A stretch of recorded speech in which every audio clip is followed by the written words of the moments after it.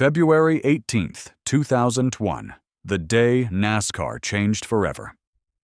Dale Earnhardt Sr., the Intimidator, rolled onto the grid at the Daytona 500 not chasing another trophy for himself, but protecting something bigger. His plan that day was simple and selfless. Help his son, Dale Jr., and teammate Michael Waltrip get to victory lane. He told his crew before the race, calm and firm, that this was a team effort. He'd block, push, and fight so the 15 and the 8 could battle for the win. It was classic Earnhardt, tough, loyal, and thinking 3 moves ahead. The race unfolded under a bright Florida sky, the grandstands buzzing. Waltrip and Dale Jr. surged to the front. On the final lap, Waltrip led, Jr. followed, and Earnhardt's black number 3 sat in third, guarding their backs like a bodyguard at nearly 190 mph. Behind him, Sterling Marlin's car closed in. At those speeds, inches matter more than intentions. Coming out of turn 4, Marlin's nose edged low.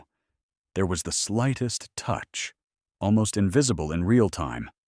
And Earnhardt's car snapped loose, slid down, clipped Ken Schroeder, and then both machines rocketed up the banking into the outside wall. From the stands and on TV, it didn't look like the kind of wreck that kills a legend. No fiery explosion, no car flipping, just a brutal, sudden hit. But the physics were unforgiving. Earnhardt's car struck the wall at around 160 mph with massive force. The seatbelts and gear of the time weren't enough to protect him from a fatal basilar skull fracture. The hands, head, and neck restraint wasn't yet mandatory. Safer barrier walls didn't exist at Daytona. To the crowd, it was a crash. To Dale, it was instant. Schroeder climbed from his own battered car and hurried to the number 3. One look inside, and he knew. Rescue crews arrived within seconds, but there was nothing they could do. Not long after, the impossible became official. Dale Earnhardt Sr. was gone. Shock quickly turned to anger. Fans, broken and looking for someone to blame, focused on one man. Sterling Marlin. His light contact with Earnhardt's car made him, in the eyes of many, the villain of NASCAR's darkest day.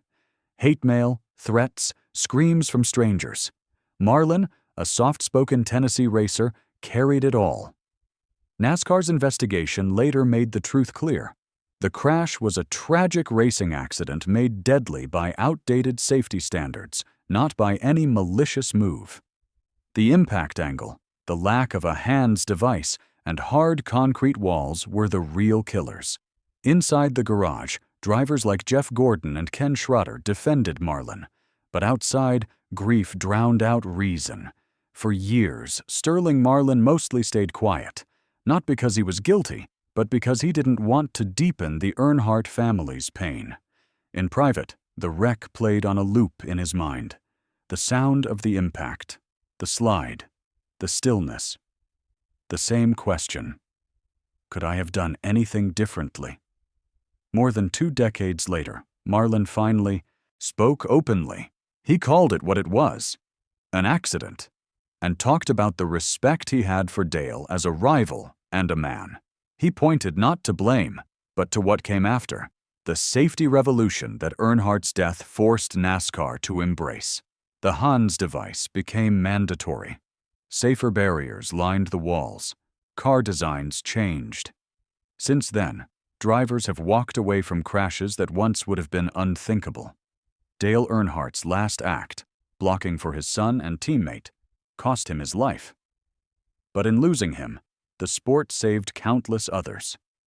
That is the legacy Sterling Marlin says he holds on to now. Not the moment of impact, but the change that followed. Dale changed NASCAR forever, Marlin says quietly. That's how he should be remembered.